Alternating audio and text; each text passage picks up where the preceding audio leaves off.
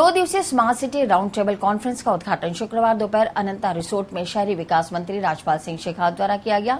इस मौके पर उद्घाटन सत्र के मुख्य वक्ता के रूप में बोलते हुए शेखावत ने स्मार्ट सिटी के रूप में अजमेर के विकास पर उद्बोधन दिया। यूएस इंडिया बिजनेस काउंसिल और फिक्की के तत्वावधान में आयोजित smart city round table conference के प्रथम सत्र को फिक्की के director general Arvind Prasad, US embassy के minister counsellor for commercial affair John McCleslin, शहरी विकास विभाग के अतिरिक्त मुख्य सचिव Ashok Jain, US India business council के कार्यकारी उपाध्यक्ष डियाने फेरेल, संभागीय आयुक्त डॉक्टर धर्मेंद्र भटनागर, प्रभारी मंत्री देवनानी, महिला बाल विकास राज्य मंत्री अनीता बघेल, धरोहर संरक्षण प्राधिकरण के अध्यक्ष ओंकार सिंह लखावत आदि ने अपने वक्तव्य के जरिए स्मार्ट सिटी से संबंधित विभिन्न पहलुओं पर प्रकाश डाला।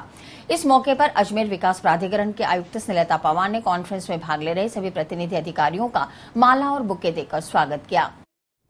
पानी के पुराने हमारी जो धरोहर के रूप में हमें जो चीजें मिली हैं, उनको हम कैसे संजो सकते हैं और लंबे समय तक उनका कैसे उपयोग कर सकते हैं, मैं सुझाव देना चाहूंगी। क्योंकि जैसा बताया गया, अजमेर की बसावट में बहुत बड़ा योगदान रेलवे का है। क्योंकि रेलवे यदि नहीं होती तो अजमेर का यह स्वरूप नहीं निकल के आता। All assembled here for a brainstorming session on Ajmer to be developed as a smart city. Ajmer is Rajasthan's 5th largest city and is located at a distance of 135 kilometers from the capital city of Jaipur. Ajmer, originally known as Ajay Neru, meaning the invincible hill, was founded by Raja Ajay. This valley, surrounded by the Aravalli Hills, the world's oldest mountain range.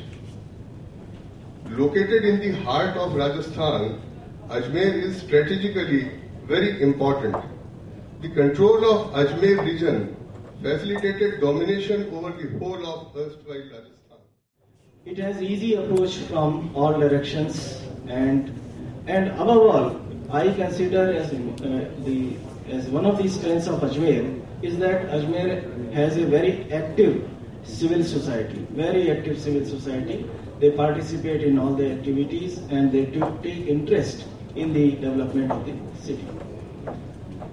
There are limitations also. At the same time, when we talk about strengths, there are limitations too. Ajmer is a small city, not a very large one, and there are resources, but the resources are limited. Financial resources are limited with the urban bodies. Here, water scarcity is another limitation that has to be taken into account when we talk of any development. There are hills around. Physical infrastructure needs major improvement at various places in Ajmer. Smart city के revenue का model केवल expenditure based नहीं होता। ये कोई एक particular agency पैसा देगी तो स्मार्ट सिटी में तब्दील होगा। स्मार्ट सिटी का रेवेन्यू मॉडल भी स्मार्ट है।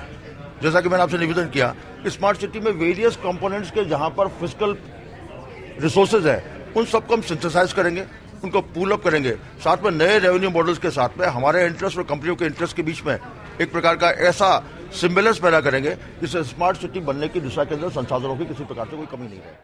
मिलाकर अजमेर सेंटर में होने के कारण अजमेर में पानी के अभाव वाले जितने औद्योगिक विकास हो सकते हैं, एक बात। शिक्षा की दृष्टि से अजमेर में जो कुछ किया जा सकता है, दूसरी बात। और तीसरी बात यह है कि पुष्कर, किशनगढ़ और अजमेर एक समूह है। जैसे अजमेर विकास प्राधिकरण में ये सब इसमें सम्मिलित है। इसलिए तीनों के समग्र रूप से विचार करके और जब हम इसके बारे में यहाँ के त्वरित कुशल प्रशासन की बात करते हैं, जन सुविधाओं की बात करते हैं, तो फिर उसमें से आगे होगा। इसलिए यहाँ के लोगों को पूछें, लोगों की आवश्यकताओं को पूछें, उनके कल्पनाओं की स्मार्ट सिटी क्या होगी। तो मेरे ख्याल है कि ये जितने भी डीपीआर बनाने वाले लोग हैं, उनको बहुत बड़ा आउटपुट मिलेगा और हमारे सपनों का एक स्मार्ट सिटी बनकर के खड़ा होगा। Well, I think the challenges that Ajmer face are challenges that any city, whether in India or the United States, faces as well, which is to come up with a program that will provide the kind of constituent services that will really improve the lives of citizens, but do it at a cost level that will not make it too onerous for those citizens to have to pay for. So what's exciting about being in Ajmer is there is a firm belief on the part of both the government of India as well as the government of the United States, since Ajmer is one of 3 smart cities that was part of the joint statement from the President of the United States and from the Prime Minister of India.